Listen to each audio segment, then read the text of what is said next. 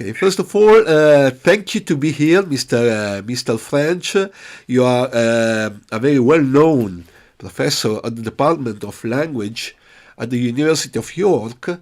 2 weeks ago, I was speaking with engineer Sonia Chencheski, that was one of your students, and so I take the occasion to invite you for this interview regarding your specialization in audio forensics. Can you tell us something about you? About me? Oh, well, as you correctly say, I was, until 3 weeks ago, Professor of Forensic Speech Science at the University of York. I retired from that position 3 weeks ago, and now I'm Emeritus Professor in that same department. For the last 35 or more years, I've run a private company in the UK, which is named after me, JP French Associates, which is a forensic speech and acoustics laboratory based here in York in the north of England. And in that laboratory, we carry out forensic analysis of recordings for both the prosecution and for the defense in criminal cases as well. And we also do some civil work. In addition to that, I'm involved with an organization in Zurich, CFPA, which is the Center for Forensic Phonetics and Acoustics, which I co-founded about 3 years ago with Professor Volker Delvo. I previously have been, firstly, I was a founder member of the International Association for Forensic Phonetics and Acoustics, and for 15 years served as chairman, and then I transferred and was elected as president, which I also did for 15 years, and I resigned or retired from that position just last year. In terms of casework, I and my firm have been involved in a very great number of cases, probably in the region of 6,000 internationally, primarily from the UK, but also from all other parts of the world, Australia, New Zealand, Singapore, Indonesia, lots of European countries, Scandinavian countries, the USSR, and parts of the former Soviet Union. I've probably given evidence live in court between 200, maybe 250 times, and I decided to stop doing casework around about 3 or 4 years ago, but I'm still involved with other administrative aspects of the firm, and I also serve on the UK Forensic Science Regulators Group for writing standards for forensic speech science and forensic audio. Mamma mia. That's probably enough. Yeah. You know, for me especially, is amazing to talk with you because you got an incredible experience in my field. Audio forensics is not a very well-known field in Italy, and actually I have to say probably worldwide, except for people that is working on this. And for me, your experience is like to talk with one of the father of this field in Europe and worldwide. And I reach your CV and also your private company on internet. Actually, I have contacted your company this morning for an English translation, so you will find my office, contact your office for English translation. And can I ask you when you first approach in audio forensics? The first work that I did was in the mid-1980s, possibly 1984, 1985. Excuse me. At that time in the UK, there wasn't a great deal of work around. People were recording things, but they were not recording them on the same level as is happening now.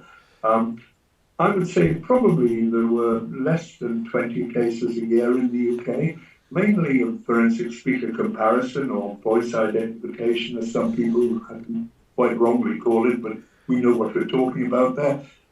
And the reason that there weren't many was that if somebody committed a voice crime, they would be invited to go to the police station, and they would be asked to give a voluntary sample of their voice.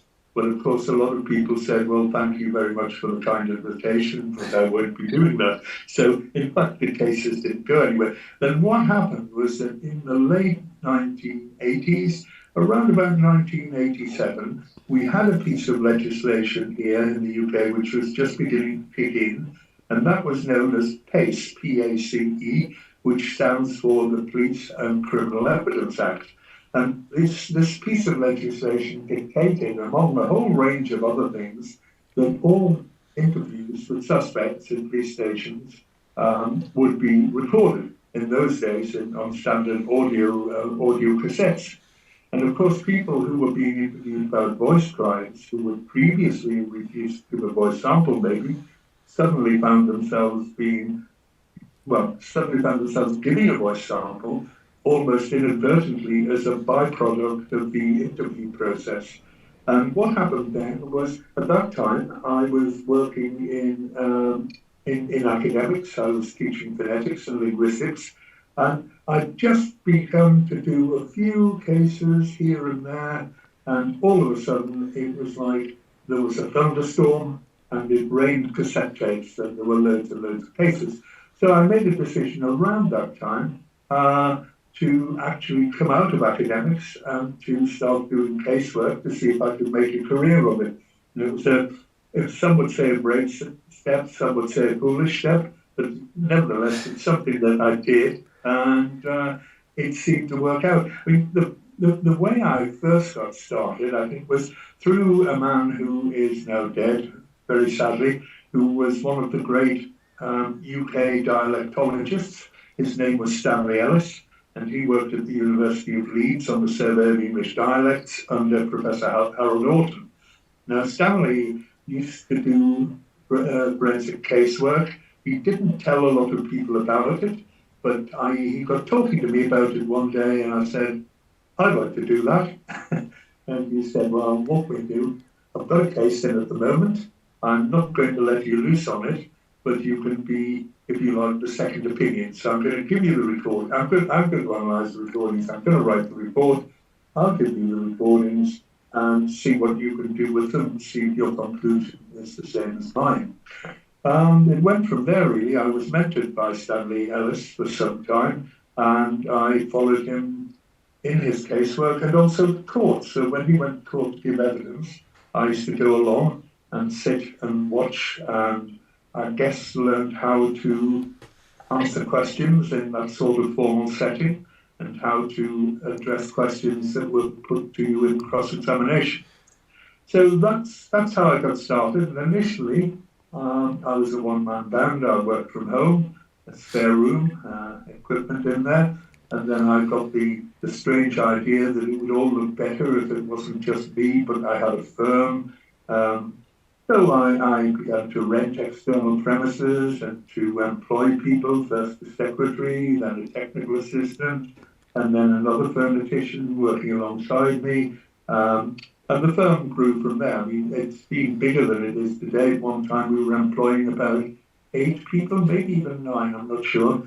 Now we're down to 5 in that sort of size. You know that your experience is something that I got. Me too. I mean, in order to start properly, I had a senior audio forensics to follow. And sometimes a student or curious ask me how to start. And they say always, first of all, books.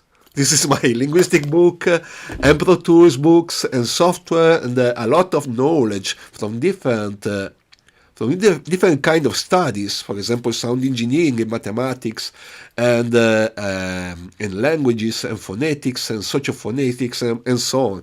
But you have to move in court. You have to talk with police. So to be in the field, it's better if you follow like a child, without money sometimes, a senior. If a senior give you the time, this is the biggest money you can have in your life because it's giving you experience. So you have to find somebody that trusts in you. So you did it. I did. But in these years, it's difficult to tell young people, you have to spend this time following, sometimes for free, experienced people, and they think that that we want to cheat them. Actually, no. It's like a plumber or an electrician that is learning his job, a part of his job directly on the field from a master. And so I'm happy that you have somehow a same starting like me. And I think one of the hardest things for young people who enter the profession is to learn again how to speak in plain English, because a lot of people that get employed in their first job have maybe been in a university education for 6 years, 7 years, a bachelor's degree, then a master's degree, then a PhD, and they're completely steeped in the subject jargon of phonetics and acoustics. And of course, yes, you can have some of that in your report. You should have some of that in your report. But when you attend court, it's rather different from you than it is to us. You just have a judge, I think, or panel of judges. In the UK, we have a jury system. So the people you have to deliver your evidence to are just 8 ordinary people who've been taken more or less off the street, picked at random. They've probably got no background whatsoever in, well, not in phonetics or speech science or acoustics, but probably haven't any background in science either. And what we have to train people to do is to talk to them in the sort of language that ordinary people can understand, not in subject jargon. So when we're training young people, we spend a lot of time saying, well, you're not to use the word formant in court unless you're pressed to do so. How are you going to describe it without using a word like formant? Or we don't want to hear about realizations of consonant and vowel sounds. How are you going to talk about that without using words like realizations or fricative? We don't want to hear about fundamental frequency. What you need to do is to spend time rethinking all of this and learning to speak again in ordinary English outside of the subject jargon. I agree with you totally. That, I think, is one of the most difficult lessons. And I think, when I look back on what's been the most valuable thing for me personally, when I started off being able to do that, was I trained initially as a school teacher. And what I, of course, had to do was to, say you're teaching biology, you have to, yes, you teach kids the technical terms, but you've got to explain concepts in terms that anyone can understand, initially at least. And I think that was a very valuable training for me. Excuse me. Learn to be a school teacher. Yeah, when I some years ago, 10 years ago, more or less, I came in London to make a certification of training in music production, a related field, a side business that I have. But actually, they was teaching me how to train, because to know very well a field doesn't mean that you can explain it very well. Yeah. We are all professional, we are not all trainers. And for example, for 4 months, normally what I do in court is imagine a stone in a lake is making some like echoes. Inside our vocal cloud there are some sort of blah blah blah, and I make it really simple. I mean, technical people like you understand what I'm talking about, and maybe are smiling because this is a stupid example, but we should explain to people that are experienced in other field, sorry for my English, what is really technical and difficult sometimes to understand. And what are the goals, sorry for another question, that you have seen cut in recent years? For audio, you have started in the 80s, now is 40 years back. What happened in 40 years in audio forensics? What are the goals that we reached, in your opinion? The goals, and by that you mean the milestones, the things that have changed? Yeah, for example, I make an example for audio restoration. Now, for example, we got isotope RX that was not in there 30 years ago, so I can restore audio tapes digitalized that was not possible to do in the 90s But what about, for example, voice comparison or transcription? What is your experience about? Well, when I started off, I mean, the people who were doing voice comparison, speaker comparison in the UK, were typically only using the auditory phonetic method. In other words, they would listen to the recordings very carefully, drawing upon their university education in phonetics. They would make a detailed transcription of how the vowel sounds and the consonant sounds were pronounced in each recording. They would also make a note of the patterns of intonation, the rise and fall of the pitch of the voice over utterances. They would also be describing voice quality, timbre. But when I look back, that's all they were doing. Nobody was actually doing any acoustic measurements of the speech signal. They were simply using that method. And when I say they were making a detailed note, they weren't always making a detailed note. Some of them were perhaps not making as many notes as they should be and not analysing in as much detail as they should be. And what happened around about, I couldn't put a date on it, but we moved over to what I guess most people now call the joint auditory phonetic acoustic phonetic method. So in addition to all the auditory examinations, in parallel with them, we would be doing acoustic examinations. And that came in, I think, probably around the late 80s. And by the mid-90s, late 90s, the only people who weren't doing it were out on a limb. So the first thing, I guess, was the introduction of acoustic phonetic analysis. And that, of course, was possible because up to that point, in order to do it, you needed very, very expensive analog standalone instruments, the old K allometric sonographs and things like that. And of course, for medication, right? Was built for medication, right? Was for hospitals, for voice. Oh yeah. I mean, it was used for a whole variety of purposes. I mean, one thing we would do, you would occasionally see a railway carriage on the line, and it would be full of these spectrographs.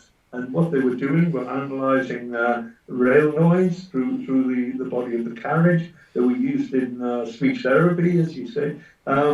Variety of other applications as well. I mean, that technique of spectrography using that type of machinery was used extensively in the Second World War as a basis, an experimental basis for scrambling speech signals, communications between German U-boats, submarines were intercepted, and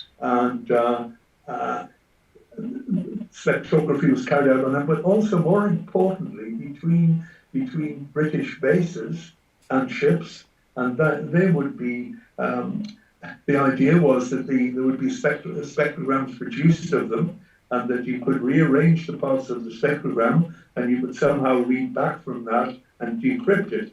And of course, this was happening in the States, in Bell Laboratories and other places. So there was a big military application at one time as well. But I mean, the whole thing was in the 90s, it all became much more easy. You could, if you had an Apple Mac computer or even one of the early PCs, you could buy software that would generate spectrograms, that would measure fundamental frequency, and this became progressively cheaper and more freely available. Yes. And the same thing has happened, of course, in Holy Pratt. audio forensics. Holy Pratt. Yeah. Indeed. I mean, in the early days, in what you call audio forensics, to do any pretty half-decent job of enhancement, we used to make use of DAC machines, Digital Audio Corporation machines. These were hard to get. Some of the suppliers would only sell them to government sources. They wouldn't sell them to private individuals. They were extortionately expensive. And again, we're looking at big standalone boxes. Mamma mia. Of course, all of that work now is done on computers. So we're just using software. There's different software package. Isotope, as you mentioned, and CEDAR, another one, and lots and lots of them. So it's all moved to software, and it's all become much more easily accessible.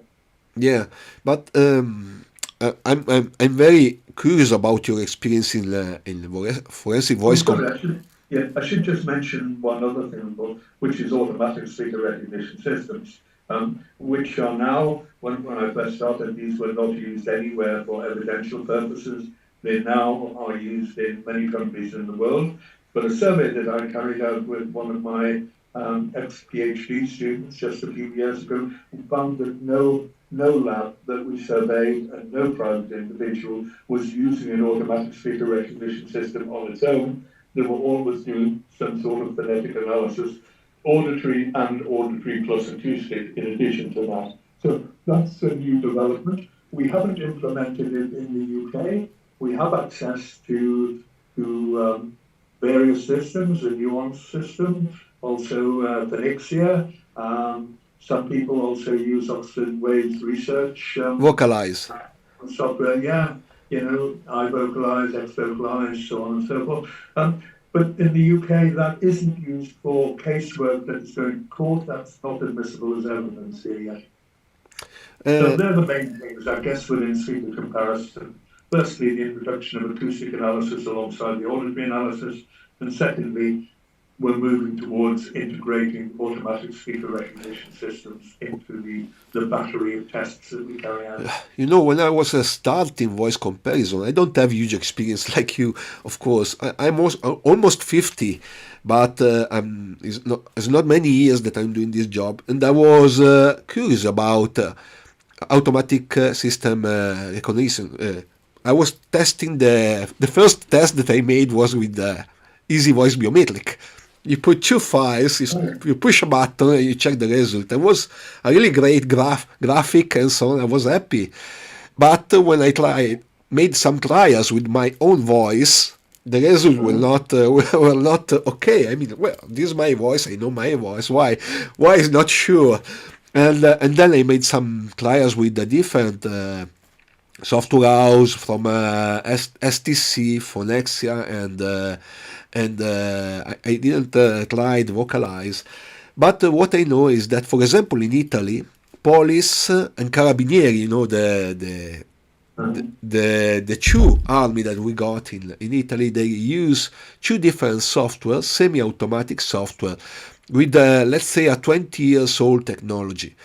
And in my opinion, but this is my personal opinion, we're a little bit far away from a really proper solution. We still have to use our ears, and the phonetic approach should be in there, even with the most and modern accurate software, because as far as my experience arrive, a lot of statistical false acceptance can be there.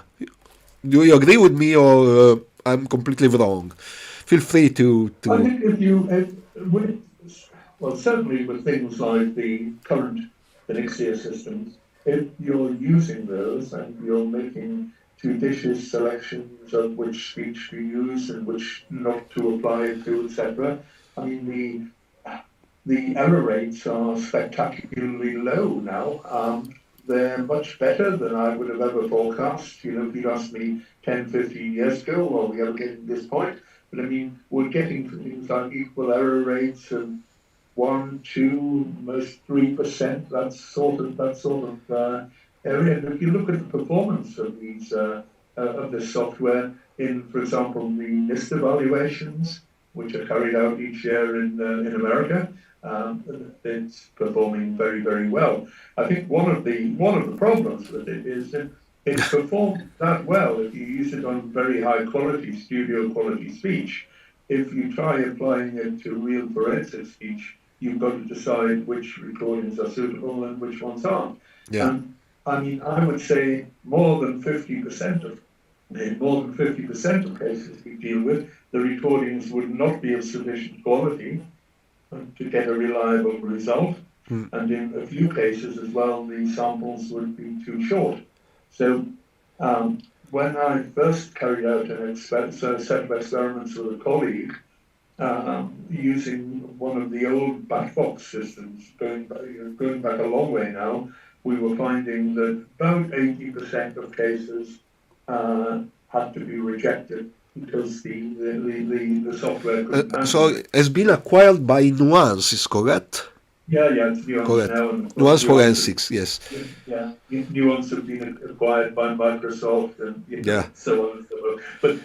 But I mean, an early version of that system, we were finding that 80% of real forensic recordings were not suitable for processing. I think what the engineers are moving towards now is not just reducing the error rates, but actually increasing the robustness of the systems to external influences such as noise, channel differences, differences in acoustic environment, so on and so forth. So I haven't ever repeated that experiment with the latest technology, but I would expect it to be able to handle a much higher percentage of cases than the early versions. You know, in Italy, more or less, we got, let's say, 20 or 30 maximum cases per year, generally, of voice comparison. So let's imagine that I'm the most famous in Italy. 20 of them arrive to me.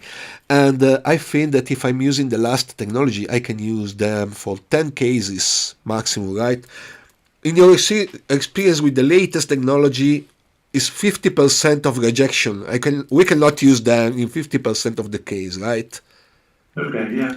That would fit with my estimation. I would think it would be about half of the cases. Yeah, more or less. I agree with you. I mean, I'm working in 50% of the case because of the quality of the audio file, of the intercettazioni. I don't know the word in English, but anyway, you understood what I mean. Police that are recording the noisy field. And another problem that we got in Italy is that if you are working with private, I made the price. If I'm working with public, they give me €4 gross per hour. Sorry, €4 gross per hour. Before taxing. So that's what you're paid, yeah? Yeah, so if I'm making, for example, a murder case, I got paid €32 gross per day. So what does it mean? That I will not accept? Of course. Yeah. And but this is the law. We got very limited. They are working on this, but at the moment, if I'm working on a murder case that got newspaper, television interview, I got paid €30 gross per hour. Not only me, also medician, also. So it means that I have to work with the private in order to, for example, buy a software that got a lot of R&D department behind, like Phonexia, Vocalize, STC. So a lot of people like me in Italy, but not only in Italy, are not buying and test properly those kind of software because we don't have enough cases. Like I got, for example, for restoration, audio restoration, I got a lot of business compared to voice comparison, so I can buy new software, new technology, and what about in UK? Let's talk about audio forensics case, tampering and restoration and voice comparison. What are the most cases that you have? I'd say 70% of the work is forensic speaker comparison. That would be perhaps followed by things like enhancement and transcription. I find that very often cases come in just for enhancement, and then people have a very unrealistic expectation, a very high expectation of what they're going to get back. You know, the CSI effect. Yes. They think they're going to give you a really noisy recording and they're going to get something back which is broadcast quality, studio quality. And when they get it, they'll say, well, it's rather better than it was, but I don't think I can. Will you transcribe it? So the enhancement and transcription often comes together. I would say that so speaker comparison first, enhancement and transcription second. We do, I guess, a number of cases each year, which we call questioned utterances, which are not, here's a recording, transcribe all of it, but it would be a recording, maybe with somebody with a very non-standard accent or a noisy recording or whatever, and the issue will simply be what was said at 17 seconds into, let's say, into the recording. Okay. You know, and examples would be things where it could, the case could turn on it. So did the person say Persian rugs, in other words, carpets that you put on your floor, or did they say Persian drugs? That would be the sort of example. I mean, I can think of quite a number of them. We get them in. So they would be maybe about third or fourth in the line. And what else? Ones that are rare would be things like voice lineups. You know, somebody, there's no recording, but somebody is attacked. Maybe it's a physical or a sexual assault, or maybe it's a robbery. And they don't see the face of the attacker because they wear a mask, but they hear the voice. And what they'll say to the police is, if I heard that voice again, I would recognize it. So the police sometimes do voice lineups, which are the auditory equivalent of a visual identification parade, where they'll take the voice of the suspect and they'll embed it in a sequence of maybe other 8 voices, and they'll play them to the suspect and say, "Can you hear the voice in this lineup?" This is very interesting. So yeah, I mean, I would say there's less than one case of that type every 3-5 years. They're rare. Other things we have done and do occasionally are things like sound propagation tests. So, let's say there's a murder in a flat, and the people in the flat next door will tell the police that at the time of the murder, they heard certain things being shouted through the wall. What we might be asked to do is to go along and to make sound propagation tests. In other words, to generate sounds from the murder room and go to the room where it's claimed they were heard and take sound level readings, and also subsequently do intelligibility tests. We also get odd sound source analysis cases. You know, there's a sound at 20 minutes and 4 seconds into this recording. We want you to tell us what it is. So that would involve us going to the crime scene and actually moving things around to see if we could actually generate something that approximated to the sound in question. Whole variety of things of that sort. We've worked in the past on gunshots. Let's say there's a siege where someone has taken a hostage and they're in a building, and the police come along with guns and there's an exchange of fire. And what we're asked is, can you tell which person fired first? So we would be taking the guns and doing a reconstruction of the scene and firing them and seeing if we could tell them apart from acoustic analysis of the sound signal of the report. In other words, the bang.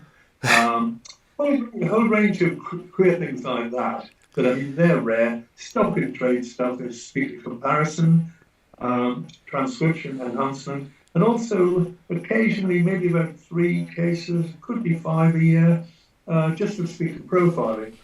Speaker profile. That's usually early on in a police investigation, before they've even found a suspect, they might have a recording.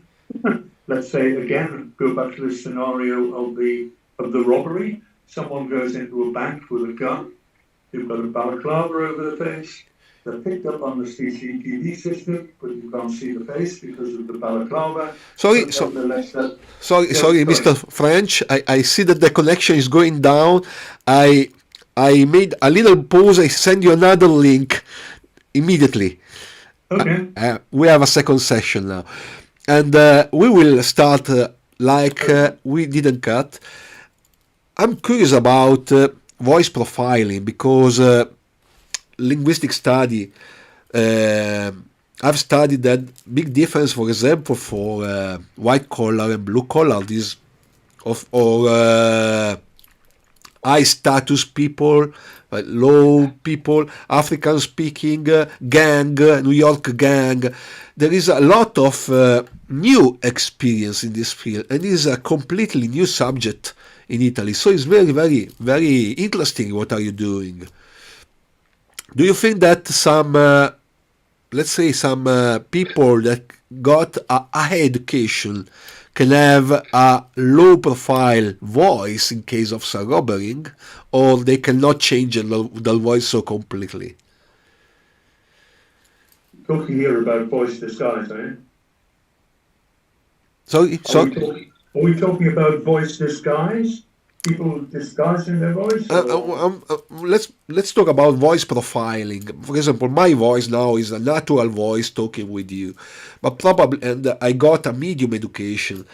If I'm making some murdering, I go to a bank to make some robbering. My voice can change completely if I want, or cannot. In your opinion? Yeah, I mean, you can change your voice. You can deliberately change it in order to disguise it. And if you keep it very short, probably nobody will know what your real voice sounds like.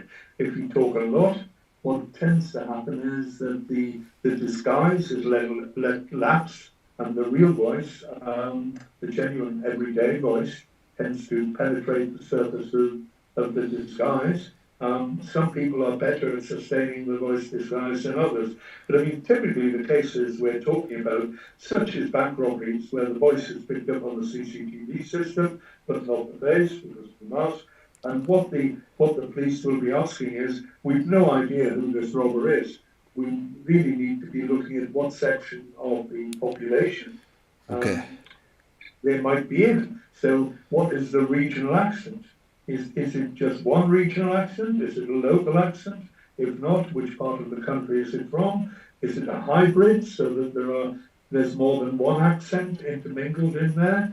Is there any evidence of ethnic minority influence in the accent or foreign language influence? Has the person got any indication of a speech impediment? In other words, are they going to be on clinical records somewhere? Range of questions like that. Of course, what we can't tell them anything about it all, which they always want to know. Well, I don't know, frequently asked question is, what about their psychology? Can you tell us anything about their psychological makeup? And the answer is, no, we can't.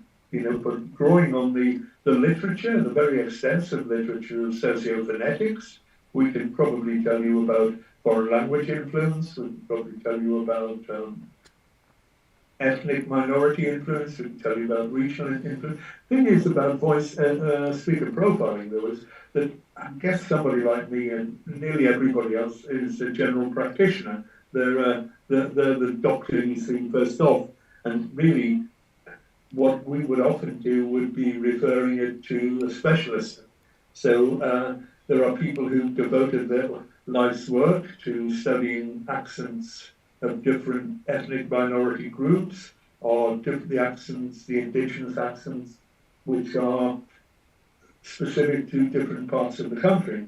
So let's say I can say, well, the influence here, the main influence in this accent is from an area of a county within the UK, Norfolk.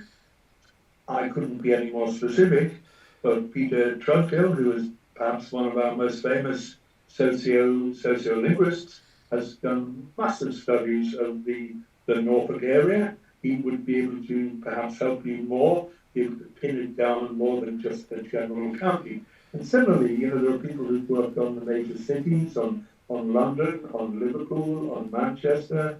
So I think what you have to do in these cases is to acknowledge your own limitations, and there comes a point where you step back and you bring in a specialist who has spent an awful long time researching the accent question, and they can help pin it down. Yeah. I mean, a classic example is Arabic. Arabic is spoken in more countries than yes, probably. Absolutely. Yeah, and I can say, well, that sounds like an Arabic accent of English, but I can't say whether it's a Gulf state accent, whether it's a North African Arabic accent. So at that point, I would be consulting an Arabist and bringing an Arabist in to assist. In Italy, we got, for example, 20 macro area, let's say big county like Piedmont in the northwest where I live, and Sicily in the south, and then Campania for Naples and Sardinia and so on. And what happened to me in January, I was in court explaining to the public minister that an Albanian that was living in Italy and talking in Italian was not correct to compare his voice with Italian database, because we had to compare his voice with Albanians speaking Italian in Italy. Yeah. And he says, so you're racist? No, I'm not a racist at all. But an Albanian living in Italy cannot speak Italian like an Italian, for example, for the double T. And I cannot speak English and with the London accent, even if I will live in London for 40 years. I cannot. I was born in Italy, I got a background, but this is difficult to explain to people that are not in this subject like you, of course. It's a very complex field. And last two questions, that then I leave because this is your free time, and thank you for sharing your experience with me and with us. What are the studies that you will suggest to people, for future students that would like to approach to audio forensics? I think one of the projects which I have probably left it slightly too late in my career to do, although I'm working on the idea with my colleagues at the University of Zurich at the moment, is a study which puts together different features, different modalities. So, for instance, we can, to a certain extent, relate the features of the voice to certain features of human physiology. So, generally tell from the formants whether something about the length of the vocal tract, the volume, the size of the vocal tract, and various other things like that. So we can link to a slight extent the voice to features of the head and to the face. There are other studies that link features of the head and the face to DNA, and these are becoming more and more common, and we're beginning to know much more about which parts of the genome are responsible for which facial features. I would like to see a study, this would have been my dream earlier in my career, which puts together three things: the DNA with the physical appearance of the face and the head, and with the voice. Such that, the dream would be, I don't think we'll ever get to this, that you could look at the DNA and you could predict from that something about the facial features, the head shape, head size, etc., and also about the voice. This is very, very, very, very new and interesting. First time I hear that. Really interesting. Yeah, I think it would have enormous potential for application in criminal investigations, but also I think it's just a very interesting intellectual exercise. And it's one of the ideas that I can get very excited about. And I've begun to, map out some proposals and to make some preliminary contact with geneticists and also people working in the physiology of the human head. Molto interessante, very interesting. So I said in Italian because stupid things that vocal tract make, for example, the difference of vocal tract length made the difference between male and female voice. Male got the longest one, right? And as a generalization, as a wide, this is generalization, yes, of course. But doesn't mean that we are talking with a man or with a woman just because of the vocal tract, because there are... So in the 60s, for example, FBI, if I remember well, they were just comparing the spectrogram just to say, they are making the same measure for A, so it's the same man. After 40 years of study, they found that it's something more, actually, than not like that. Because my voice, for example, some some of my A or E can be the same of you, even if we are completely different person and voice. Yeah. Okay, last question. Last question, and then I give you your free time. Are there any other project of yours that you would like to tell us about? No, I think that's, I mean, that the one that I've just described would be, the one that I guess sets me on fire most. I've been involved in a variety of other projects at the University of York and elsewhere, which have been very interesting. I mean, one of them, Voice and Identity, has been looking at identification of voices from people of a similar background, using informants and using MFCC analysis and a variety of other things. That was the principal investigator on that was Professor Paul Fawkes. I was the co-investigator. Another one, which was known as Tools, it looked at whether or not, one of the things it looked at was if you took accents which were very closely similar to one another, but subtly different, and you used an automatic speaker comparison system, you put them in as the reference population by varying the complexion of the reference population, by moving some speakers, if you like, of the sub-accents out and putting others in, whether that made a difference to the overall output of the system in terms of the likelihood ratio calculations. And a variety of other projects as well. I mean, York has had a very, very good pedigree in this. As has Zurich and Bocadello. I mean, the teams that he's led have done some very interesting work, particularly in the area of prosody, rhythm, intonation, that sort of thing. I think there's a lot going on in there. And in particular, I mean, Italy, you mentioned earlier, your colleague Sonia Conchesti, and the work that she's doing with her colleague Chiara Meluzzi. She's living very close to me, Chiara Meluzzi, actually. Okay.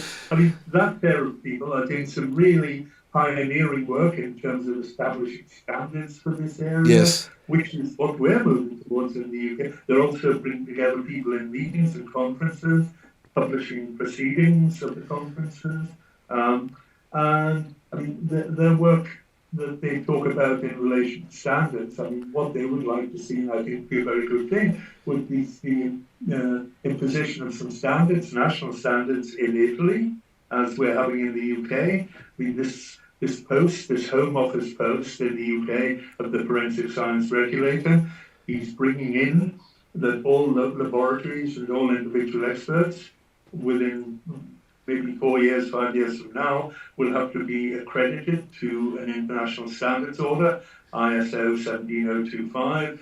And this involves things like every case, the findings have to be checked by a second expert, the conclusions have to be agreed, the primary expert has to be shielded from information that the police may want to give them in order that they don't become sort of cognitively biased or contaminated by that information. Lots and lots of standards for handling exhibits and so on and so forth. I mean, I think one of the things that certainly those two that we're talking about would like to see is something introduced in Italy so that people knew what they were getting in terms of the quality of the evidence.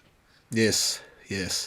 And I think that you will never retire completely, because people like you cannot stay at home watching television so far, or walking with the dog and so on only. I think that a step in this field, you will always have a step in this field. You agree with me or not? Well, I'm developing my exit strategies at the moment, but rather unsuccessfully. So I think I'm going to be around doing certain things for some time yet. I hope to meet you personally in front of a beer or a glass of red wine. If you will come in Italy, you will be my guest. I really enjoy this conversation. Thank you very much for your experience and your time with us. Grazie mille, Mr. French. Grazie. Okay, nice to meet you. Bye. Bye, Mocha.